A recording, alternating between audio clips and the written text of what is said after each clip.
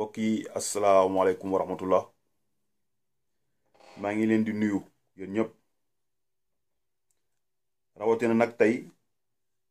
sénégalais yi nga xamante ne ñoom ñooy dund ci bitim réew ñu naan leen les immigrés les sénégalais de l'extérieur les sénégalais de la diaspora moodu moodu yi ak nu ko waaye mën a déggee rek tey nañ jàpp ni émission bi wala waxtaan bi ñoom lañ koy jagleel dama bokk si nag laataa ñoo tàmbale nag dañu koy tàmbale ay kàddu jàll di sunu naataangoo boobu nga xamante ne moom la ñuy boom ci semaine bii ñu nekk ñu naan ko Idrissa Diène gën ko xam si turu Idi Diène mu nekk nag kenn rek ku ñëw dolleeku ci lim bi di ko jaale soxnaam nga xamante ni moom moo war a gën a am lu ko naqari ñépp nag ndaxte ñu may la boroom kër tubaab yi boom ko mu jut fenn kii ñëw nekk mbokk kooku ñëw jël la tamit ñu boomaat ko muy ñaari jëkkër yoo xam ne boomandoor nañ leen kon yow yaa am lu la naqari ñu ngi la koy jaal bu baax di la mastawu di la ñaanal xolu muñ mbokk yi yàgg nañoo wax lu ñu mel kaawu sénégalais yi ñuy faat ca 2014 bindoon naa benn lettre adressé ko au président de la république tey bu ngeen jëlee seen moteur de recherche Google moo xam lu mu mën a doon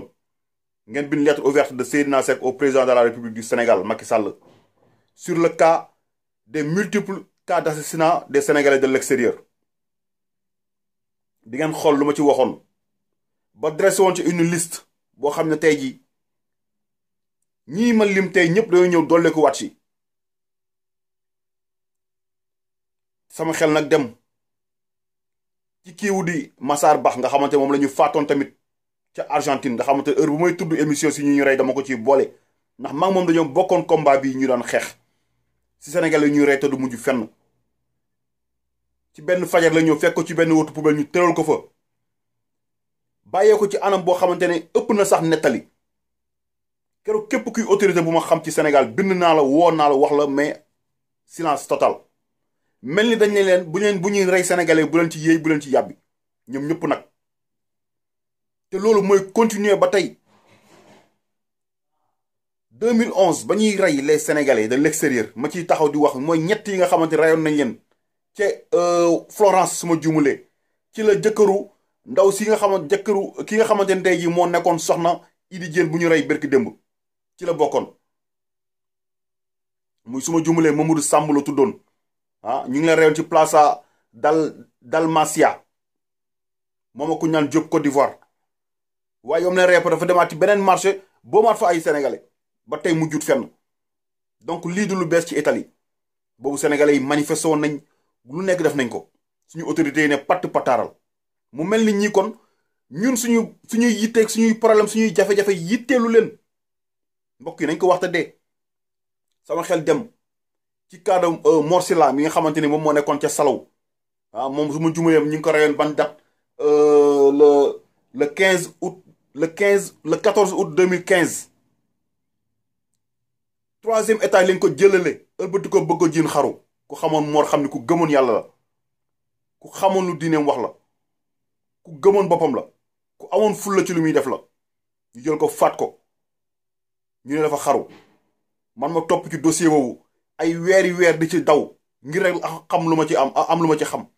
mujjanteel bu ñu ne ma policier bu yoroon enquête bi dafa am feebaru xel enquête bi finalement bouclé nañ ko lii lañ ma wax ba tey moo tax déggatu leen dossier bi ñu wax ci dara donc sénégalais bu ñu rey yaay perte jamono jooju waa Salaw génn nañ manifester wane seen naqar ci mbedd yi ñu àndandoor déglu ko seetaanandoor ko.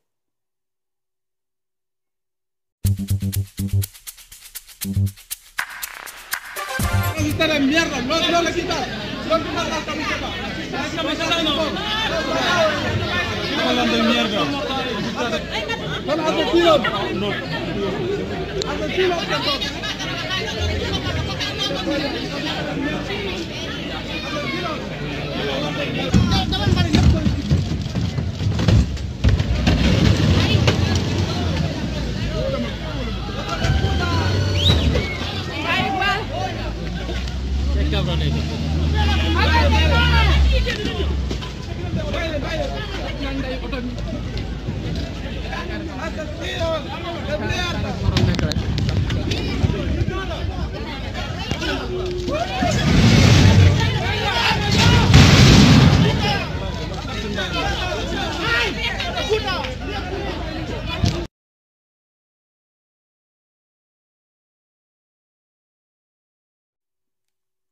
li moo xewoon keroog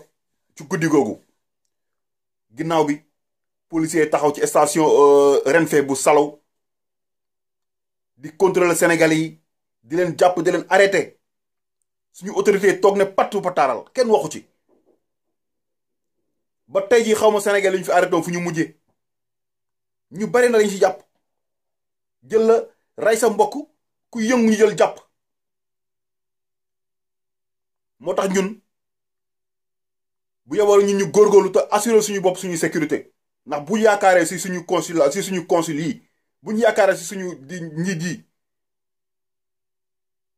dinañu gasax dina dafa ëpp moo tax keroog lim bi nga xamante ni waxoon naa ko keroog ci lettre ouverte mu bindoon président ba tey kenn waxu ci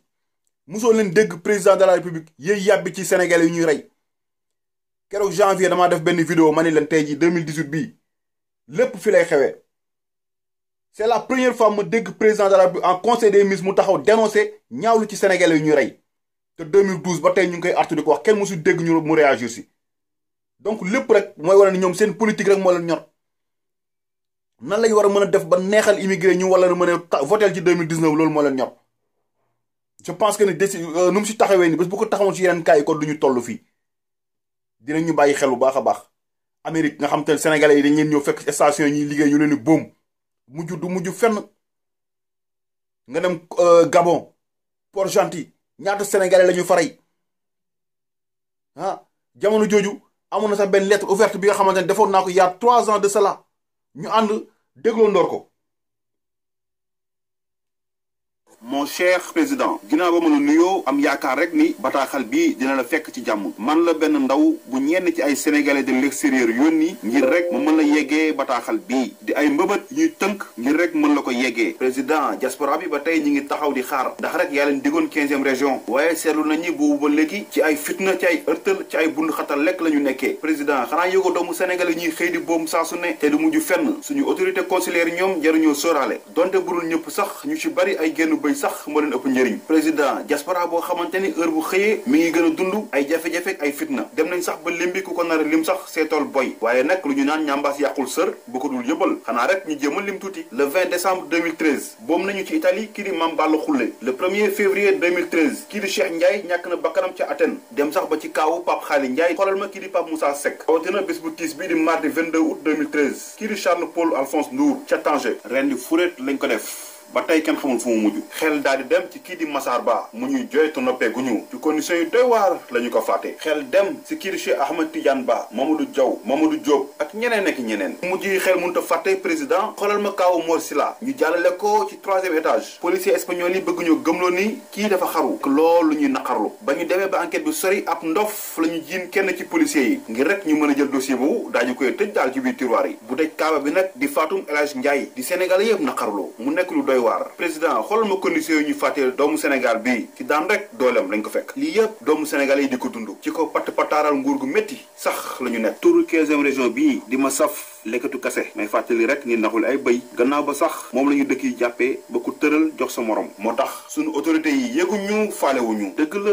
ñun tamit am nañ ci part de responsabilité ndax kat dafa jot ñu def temps mort xoolaat suñu comportement def temps mort jéem a yeddaat suñu bopp ndax kat ab réew jàmbur boo fa nekkee da ngay xool lu charte réew mi nangu nga di ko jëfee lu muy aaye nga di ko moytu bañ a jël sa yaakaar yëpp wekk ko nguur ndax kat tukki choix la ndax ñun kenn ku ci nekk ambassadeur nga ci réew bi nga nekk ndax ñun ñooy suñuy vitrine réew donc ay modèle lañu war a nekk def suñu devoir doog a kaas suñuy droit ndax kat président jarul sax ñu lay fàttali naan la lépp lu jëm ci wàllum sécurité publique moo xam sénégalais yu nekk biir réew ak bitim réew obligation la ci nguur mu mën ko assurer sàmm seen kaaraange ndax yi acte de barbare yi jëf yi ñaaw amaana bu ñu ko defoon yeneen réew yi seen njiit fipp nañ ndax kat fu lay jaay Dakar wala ma ñam jeexal ko pataaral bii suñu autorités yi nekkee nag laaj dafay daal di jub di rek naan est-ce que notre diplomatie n'est pas malade de ses diplomates am nañ ci sax ay doomu sénégalais yi nga xamante ni ñàkk nañ lii di seeni séjour ndax rek ñàkk ay talon passeport la majorité des sénégalais de l'extérieur seen carte d'identité expiré na ci boobu instant kat suñu autorité consulaires yi ñi ngi jël consulat yi jàppee ko permanence APR maanaam dëkkee politique suba dëkk ci ngoon di ci xëy di ci gont président loolu mooy lu xew ci diaspora bi moo xam ñu wax la ko ak ñu bañ la ko wax am na si ñoo xam ne sax arrogance insolence fànk ak ñàkk kersa gu mat sëkk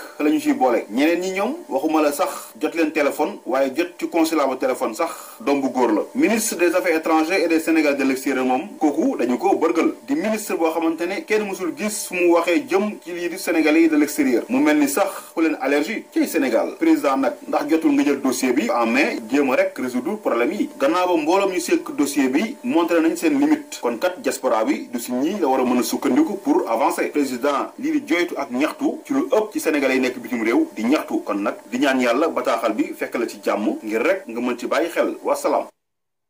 lii moom laa ko waxoon boobu ba tey loolu la Sénégalais yi di dund bu ñu ñëwee tey ci problème administratif yi nga xamante ne mooy mooy suñu passeport suñuy carte électeur suñuy carte d'identité ba tey mënuñoo fexe ba matali ko am ko waxoon naa ko bu yàgg ñu taxaw di ñu seetaan jël jàppe ñu ay bàyyi ma boole ñu ak ay consul yoo xamante ni politique la ñu nekkee guddee ngoon jël ab seen consulat def ko permanence gis nañ fi tey consulat bu ñu tëj ndax dem ngénte koo ci woo ñàkk kersa xamadi lañ lay wan loolu mooy Sénégal tey loolu la jafe-jafe yooyu la ñuy dund tey jamono ji seen yoon nekku ci bakkan yu ñuy faat ana tey consul bu Italie ana lu mu def tey ci mbirum Idi Diène bi maa ngi gërëm nag l'honorable député ci di Mame Diarra Fam gis naa taxawaayam bu baax ci mbir mi dafa am mbir yoo xamante ni tey jii ndax ñoom suñuy jafe-jafe jarul leen sax déplacement jarul leen dara mu nekk nag ay naqar yoo xam ne dañ koy dund di xëy di faat suñuy doom di faat suñuy mag di faat suñuy papa ana lu gën a métti tey nga wax ak sa soxna léegi génn dem marché bi di jaay ñu jékki-jékki woo la tàggal ne la diw rey nañ ko lu gën a métti loolu. TFM Walfadjri 2STV plateau télé bu nekk toog naa fa wax lu nu mel doon tirer alerte si yu mel nii bu ngeen demee Google wala YouTube ngeen def Seydina Seck TFM wala 2STV wala Walfadjri di ngeen ko gis fu nekk toog naa fa kaas li nu mel di ko kaas na xamoon naa ne bis yu mel ni tey dina ñëw te dina ñëwaat encore bu ñu paree taxaw bëgg def ay discours waaye ñi ngi naqarlu lii naqarlu ba kañ plus de 8 ans ñi ngi naqarlu te mujjuwul fenn man nag je suis contre la violence comme ñëpp loolu moom kenn du ko rafetlu mais dinañ dem benn instant kenn du mën a contrôler nit ñi seen colère loolu mooy problème bi du ma ne ànd naa si ñi nga xam si yàq tey yi nga xam ñoom lañ parce que ñi ngi yàq ay alal jàmbur yoo xam seen ñoon nekku ci duñu ko rafetlu mais tamit il faut ñu comprendre seen mer fu mu naqar fu mu toll loolu la ñu war a mën a def ñuy alerte ngir autorité italienne yi wala autorité espagnole ñu bàyyi leen xel pourquoi tout le temps sénégalais yi lan la ñu def c'est quoi le problème mu nekk nag ay mbir yoo xam ne dañ koy wax di ko waxati rek man mën naa wax ni lépp loo xamante ne wax naa ko ci problème mu yi sénégalais yi rek répétition lay nekk bu ngeen demee samay archive di ngeen ci gis lépp nag dooli di jaale sénégalais yi nga xamante ne dañoo nekkoon di ay xarit ay mbokk kii di Idi Diène seen taxawaay gis nañu ko je pense que ni message bi dina jàll si ñi nga xamante ñoom lañ ko envoyé muy autorité italienne di autorité sénégalaise yi ñu ànd xool vidéo bi ñëwaat. Sul ponte Vespucci a Firenze la comunità senegalese manifesta la propria rabbia e indignazione per l'omicidio di Idi Dieng, assassinato a sangue freddo ieri mattina in questo luogo da Roberto Pirrone, un tipografo in pensione che voleva suicidarsi ma non ne ha avuto il coraggio, ha confessato alla polizia, e così ha fatto fuori il primo malcapitato, il povero Dieng. Vogliamo girare qui tranquilli senza la paura che qualcuno ci scambi per un pollo, ci ammazza come una bestia e viene detto che è un pazzo. Noi vogliamo sapere la verità, perché fino a ieri sera si dava sempre di pazzo.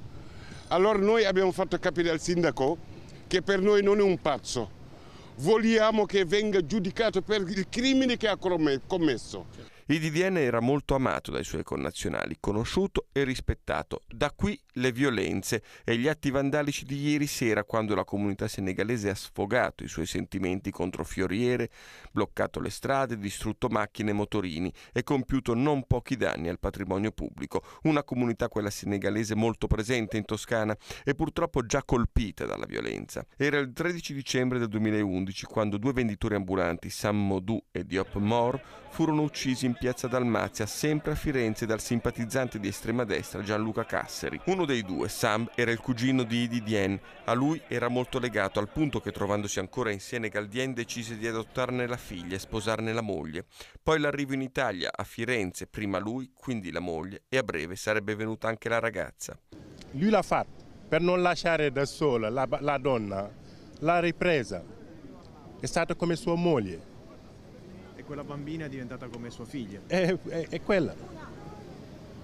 Adesso chissà se questa giovane vorrà venire in Italia, a Firenze, la città nella quale le hanno ucciso due padri. yaram daal di daw ñi dafa daw yaram dafa tiis duñu jël duñu faat nii rek te teguñu ko fenn nu gën a métti lii lan moo gën a métti lii doy na waar trop mbokk yi maa ngi leen di gërëm bu baax di leen sant di dellu di mastawu di dolli jàll soxna bi nga xamante moo fi nekk ak ay mbokkam ay jege ñaale mi ñëpp ñu ngi leen di jaale bu baax dellu di partage ak yéen naqar bi tamit jërë ngeen jëf yéen ñëpp wasalaam jërë ngeen jëf